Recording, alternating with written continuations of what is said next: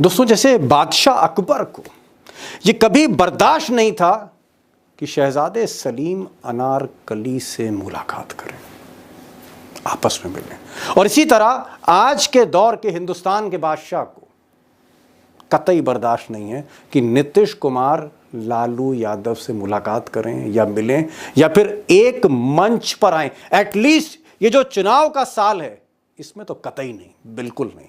अब वैसे बादशाह अकबर और बादशाह मोदी में बहुत फर्क है, मैं उसमें नहीं जानता। तो आखिर इस वक्त ऐसी खबरें क्यों सोशल मीडिया पर वायरल हो रही हैं कि मात्र 2 दिन बचे हैं मोदी जी के पास। 2 दिन बाद नीतीश कुमार आखिर क्या करने जा रहे हैं। बिहार के अंदर की जो तस्वीरें सामने निकल के आ रही हैं उससे बहुत कुछ स्पष्ट होता जा रहा है कि मोदी सरकार पर कहीं ना कहीं मोदी जी की कुर्सी पर एक बड़ा अटैक हो सकता है। दोस्तों, मोदी जी की कुर्सी को लेकर जिस तरह से बिहार की राजनीति गरमाई हुई है कि मोदी जी की कुर्सी भी दोस्तों दिल्ली के अंदर हिल सकती है। आखिर क्या कुछ करने जा रहे हैं नीतीश कुमार। 14 तारीख आप लोगों को तो याद होगा, 14 तारीख खरमास के बाद क्या कुछ खबरें हैं। हमारे साथ वरिष्ठ पत्रकार मौजूद हैं दीपक शर्मा जी। लेकिन 14 से पहले किस तरह से एक्शन जो है बिहार के अंदर शुरू कर दिया गया है, वो तस्वीर आप देखिए। नमस्कार, मैं दीपक शर्मा और मेरे यूट्यूब मंच पर आपका स्वागत है। दोस्तों, जैसे बादशाह अकबर को ये कभी बर्दाश्त नहीं था कि शहजादे सलीम अनारकली से मुलाकात करें, अनारकली से मुलाकात करें, और इसी तरह आज के दौर के हिंदुस्तान के बादशाह को कतई बर्दाश्त नहीं है कि नीतीश कुमार लालू यादव से मुलाकात करें या मिलें या फिर एक मंच पर आए। एटलीस्ट ये जो चुनाव का साल है इसमें तो कतई नहीं, बिल्कुल नहीं। अब वैसे बादशाह अकबर और बादशाह मोदी में बहुत फ़र्क है, मैं उसमें नहीं जाना चाहता हूँ, लेकिन आज की खबर पर आ रहा हूँ। आज की बड़ी खबर ये है कि नीतीश कुमार और लालू यादव के दोनों के करीबी समाजवादी नेता, समाजवादी लीडर आलोक कुमार मेहता के यहाँ आज ईडी के छापे पड़े। आज अमित शाह और मोदी की ईडी ने आलोक मेहता को टारगेट किया। वो आलोक मेहता जो मंत्री थे, वो आलोक मेहता जो एमएलए हैं, वो आलोक मेहता जो एक टॉप सोशलिस्ट लीडर है, समाजवादी धारा के बड़े नेता हैं, उनको आज टारगेट किया गया। ये वही आलोक मेहता हैं जो चाहते थे, जिनकी कामना थी कि नीतीश और लालू एक साथ आए, लेकिन इनकी नीतीश और लालू एक साथ आए, यूं कहूं मनोकामना अब ईडी पूरी कर रही है। आज इन पर मुकदमे दर्ज हुए, इनके दफ्तर पे छापे पड़े, इनके आज एक कोऑपरेटिव बैंक पर छापे पड़े, जिसकी कहानी मैं आपको आगे बताऊंगा। और कहीं ना कहीं ये मैसेज देने की कोशिश की गई कि जो भी आलोक मेहता बनने की कोशिश करेगा उसके घर और दफ्तर पर ईडी पहुंचेगी। उसूल है। पूर्व मंत्री और आरजेडी नेता आलोक मेहता के यहाँ सर्च ऑपरेशन की कार्रवाई। 17 ठिकानों पर एक साथ ईडी का छापा पड़ा है। वक्त की बड़ी खबर है, बिहार पूर्व मंत्री और आरजेडी नेता आलोक मेहता के यहाँ सर्च ऑपरेशन की कार्रवाई चल रही है। दोस्तों, RJD, JDU, ED, CBI, Nitish, Lalu, Modi Shah पर तो मैं आऊँगा, लेकिन पहले ज़रा सा बात कर लेते हैं आलोक मेहता साहब पे। अब आलोक मेहता जो हैं, आज की तारीख में आप कह सकते हैं कि बिहार में वो मनोज झा जैसे एक धारदार समाजवादी नेता हैं, पक्के समाजवादी, पक्के सोशलिस्ट हैं, और उनकी रग रग में जैसे समाजवादी जो विचारधारा है वो कहीं ना कहीं उसकी छाप दिखती है। उनकी हर बात पर आपको समाजवाद दिखेगा। ये समाजवादी बैकग्राउंड से रहा है और बिहार की धरती समाजवाद की उर्वरा भूमि रही है। जननायक कर्पूरी ठाकुर और जेपी की भूमि रही है। लोहिया का कार्य क्षेत्र रहा है। अब जो तो आलोक मेहता जो हैं वो लालू के भी करीब हैं, तेजस्वी के भी करीब हैं।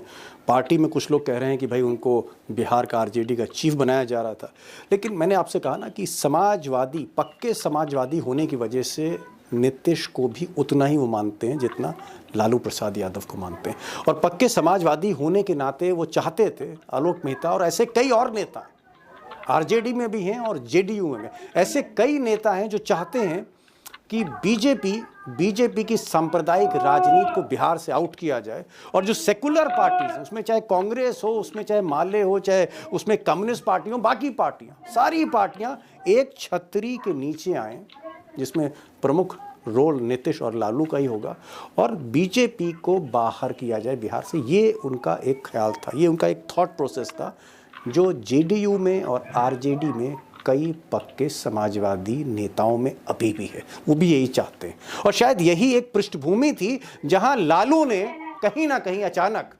नीतीश को एक बार फिर ऑफर दिया कि आप आइए, गिले शिकवे खत्म कीजिए, दरवाजे मेरे खुले हैं। नीतीश कुमार को लेकर के नए साल पर दरवाजा आपका खुला हुआ है? हमारा तो खुला हुआ है, नीतीश कुमार को भी खोल कर रखना चाहिए।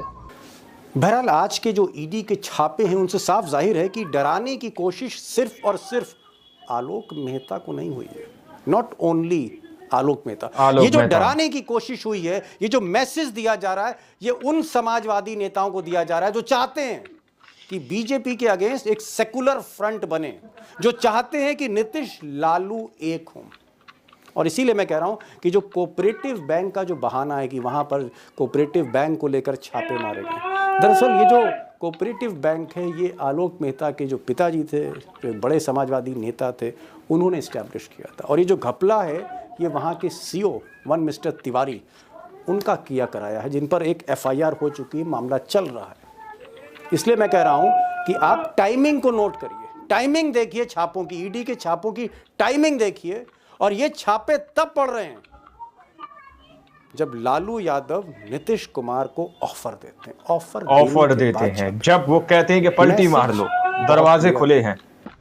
अब जो है चुनाव पास आता जाएगा तो लोग करते जाएंगे, लोगों पर छापा आइडिया। और क्या है, बीजेपी के पास कुछ है इसके अलावा और कुछ है क्या? स्पष्ट किया जा रहा है यहाँ पर। छापों के पीछे और भी कोई मोटिव है तो वो तो अमित शाह और मोदी, यानी बीजेपी का सीधे तौर पर कहा जा रहा है, तेजस्वी यादव बोल रहे हैं। अगर आज की तारीख में नीतीश कुमार और लालू तेजस्वी की पार्टी यानी जेडीयू और आरजेडी एक हो गई तो ये तय मानिए आज की तारीख में भी बीजेपी को एग्जिट करना पड़ेगा बिहार से। चुनाव में फिर बीजेपी के जीतने के चांसेस बहुत कम है। अगर सारी सेकुलर पार्टीज, चाहे वो कांग्रेस हो या लेफ्ट पार्टीज हो या फिर नीतीश की पार्टी हो या फिर लालू की पार्टी, सब एक हो गई, it's exit for BJP from Bihar. और सिर्फ बिहार में ही एग्जिट नहीं होगा, दरवाजा बाहर का, निकासी का सिर्फ बिहार में नहीं खुलेगा, उसका असर दिल्ली में भी होगा, क्योंकि मोदी जी आज की तारीख में एक अल्पमत सरकार चला रहे हैं, अल्पमत सरकार चला रहे हैं, जिसमें महत्वपूर्ण भूमिका नीतीश की है और नायडू, चंद्रबाबू नायडू की महत्वपूर्ण भूमिका है। तो अगर एक झटका लगता है उनको, मिस्टर मोदी को बिहार में, तो वो झटके का असर कहीं ज़्यादा दिल्ली में महसूस होगा। इसीलिए बादशाह नहीं चाहता कि नीतीश और लालू एक मंच पे आए, कम से कम 2025 में। अब ये बात सही है कि जिस तरह से पाटलिपुत्र, पटना ईडी की गिरफ्त में, सीबीआई की गिरफ्त में, इनकम टैक्स की गिरफ्त में, आप कह सकते हैं कि केंद्रीय एजेंसियों की गिरफ्त में, जिस तरह, उससे एक डर का माहौल है। चाहे वो पार्टी जेडीयू क्यों ना हो, चाहे वो आरजेडी क्यों ना हो, चाहे वो कांग्रेस के लोग क्यों ना हो, हर तरफ डर है, डर का माहौल है। बार बार जो छापे पड़ रहे हैं, और यहीं से एक सवाल उठता है, द बिग क्वेश्चन, क्या इस डर की वजह से अब लालू और नीतीश कम से कम 2025 में, 2025 में एक नहीं हो पाएंगे, एक मंच पर नहीं आ पाएंगे, एटलीस्ट चुनाव तक? यानी जो मोदी और शाह चाहेंगे वही 2025 में होगा, जो मोदी और शाह चाहेंगे वही बिहार में होगा। ऐसा है क्या? या फिर नीतीश और लालू कुछ दिनों के बाद फिर से कुछ कर सकते हैं? Big question. इसी का मैं जवाब ढूंढने की कोशिश करूंगा। 3 खास मेहमान हैं आज। आरजेडी और जेडीयू के बहुत करीबी बिहार के जर्नलिस्ट अभिषेक कुमार, उनको मैंने बुलाया और इनवाइट करके उनसे कुछ सवाल मैंने किए कि आलोक मेहता को जिस तरह से टारगेट किया गया, इसका मोटिव क्या? What is the motive? Motive क्या हो उसका, इस तरह से आलोक मेहता को सीधे इनडायरेक्टली टारगेट किया गया? मैंने टाइगर और उमाकांत जी से भी कुछ सवाल किए कि क्या वाकई कोई गुंजाइश बसती इन छापों के बाद? आज नहीं, कल नहीं, परसों नहीं, कुछ महीने बाद ही सही, नीतीश और लालू क्या एक हो सकते हैं? कुछ गुंजाइश है, रत्ती भर गुंजाइश है?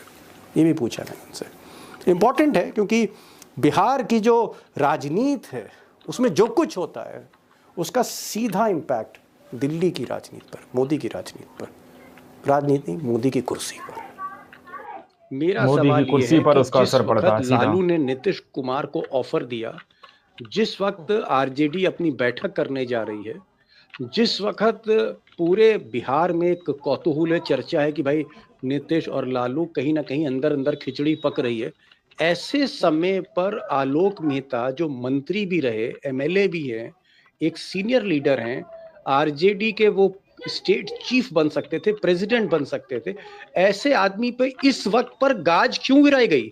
ईडी का छापा क्यों मारा गया? भाई बैंक तो पहले भी था, बैंक तो उनका पहले भी था, कोऑपरेटिव बैंक तो पहले भी था, पहले भी ट्रांजैक्शन थे, आज की तारीख में छापा क्यों? क्या ये बात सही है कि मिस्टर आलोक मेहता जितने करीब लालू के थे उतना ही कहीं ना कहीं उनके दिल में जगह नीतीश कुमार के लिए भी है? बिल्कुल। और इस बात को आपको मैं एक ब्रेकिंग खबर दे दूं, थोड़ा आपको जानकर हैरत होगी। पशुपति कुमार पारस जो रामविलास पासवान के भाई हैं, उन्होंने अपने यहाँ मकर संक्रांति का भोज रखा है। मेरी जानकारी के मुताबिक लालू यादव और नीतीश कुमार को तो बुलाया है, लेकिन अपने भतीजे चिराग पासवान को नहीं बुलाया है, और अब तक की जानकारी के मुताबिक किसी भाजपा नेता को न्योता नहीं दिया है।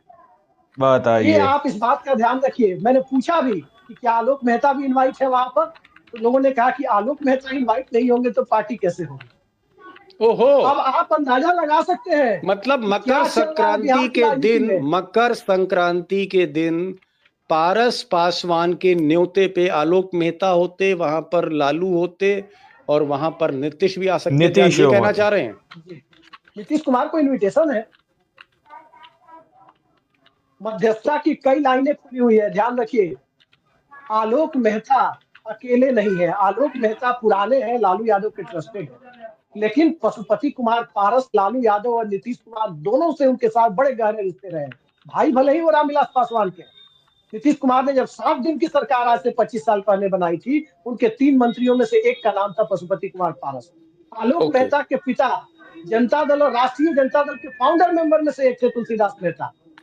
तो ये छापे का मतलब सीधा है कि कहीं ना कहीं एक तरह से इंटिमिडेशन है, डराने की कोशिश है कि बटे रहो और बट कर कटते रहो, एक हो तो सेफ नहीं हो। ओके।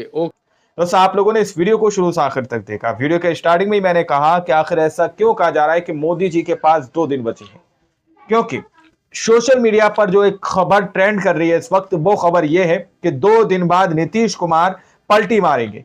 नीतीश कुमार जो है सीधे तौर पर इंडिया गठबंधन के साथ आ सकते हैं दोस्तों, क्योंकि कहा यह जा रहा था कि खरमास के बाद नीतीश कुमार बड़े फैसले लेते हैं, लेकिन उधर तो कुछ उलट ही होता हुआ नजर आ रहा है। पहले मैं एक बात स्पष्ट कर दूं, जो मैंने स्टार्टिंग में कहा कि मोदी जी की कुर्सी पर अटैक, इसका मकसद और मतलब सिर्फ यह है कि नीतीश कुमार यदि 14 जनवरी के बाद पलटते हैं तो इसका कहीं ना कहीं असर प्रधानमंत्री नरेंद्र मोदी जी की कुर्सी पर नजर आएगा। इसका सीधा सिंपल ये मकसद है जो मैंने कहा। लेकिन सवाल इस वक्त ये है दोस्तों कि नीतीश कुमार इतनी जुर्रत कर पाएंगे, अपनी पलटी मार पाएंगे? जिस तरह से ईडी का वहां पर कार्रवाई शुरू कर दी गई है दोस्तों, जिन्होंने ये सपने देखे थे कि नीतीश कुमार और लालू यादव एक संग एक मंच पर हों, उनके खिलाफ ईडी ने कार्रवाई शुरू कर दी है। अब यहां पर सीधे तौर पर कहा गया कि बादशाह नहीं चाहते कि किसी भी तरह से ये 2 लोग एक मंच पर खड़े हों या फिर 2025 के अंदर इनकी मुलाकात हो पाए। आखिर वो बादशाह कौन है? आखिर क्यों इन दोनों को मुलाकात होने से रोकी जा रही है दोस्तों? ये समझने वाले अपने आप में समझते हैं। आप लोग के सामने इस रिपोर्ट को रखा गया है। आप लोग इस रिपोर्ट को देखने और सुनने के बाद क्या सोचते हैं, क्या समझते हैं, अपनी राय कमेंट सेक्शन में जरूर दीजिएगा। मिलते हैं अगली वीडियो में, जब तक के लिए जय हिंद, जय भारत।